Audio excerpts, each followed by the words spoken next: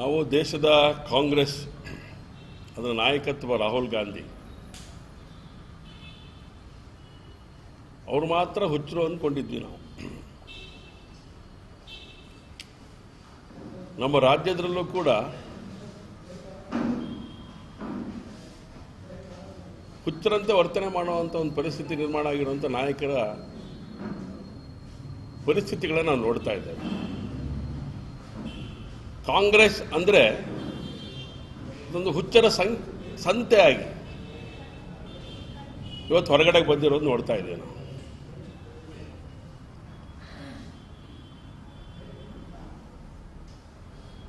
ಮೊನ್ನೆ supreme court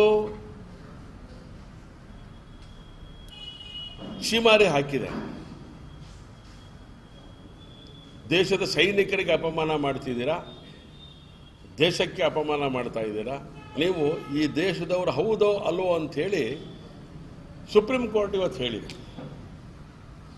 ನಾವು ಯಾವತ್ತೂ ಹೇಳಿದ್ವಿ ಸೋನಿಯಾ ಗಾಂಧಿ ಈ ದೇಶದವ್ರು ಅಲ್ಲ ಅಂಥೇಳಿ. ಇನ್ನು ಅವ್ರ ಮಗನ ಬಗ್ಗೆ ಅವ್ರ ಮೊಮ್ಮಕ್ಕಳ ಬಗ್ಗೆ ನಾವು ಕೇಳೋ ಪ್ರಶ್ನೆನೇ ಇಲ್ಲ. ಅವರು ಈ ದೇಶಕ್ಕೆ ಪೂರಕವಾಗಿ ನಡ್ಕೊಳ್ಳದೇ ಇರೋವಂಥ ಒಂದು ಮಾನಸಿಕತೆ ಇರೋಂಥ ಒಂದು ಹುಚ್ಚರ ಸಂತೆಯ ನೇತೃತ್ವವನ್ನು ವಹಿಸಿರುವಂಥವ್ರು ಅವರು. ಹಾಗಾಗಿ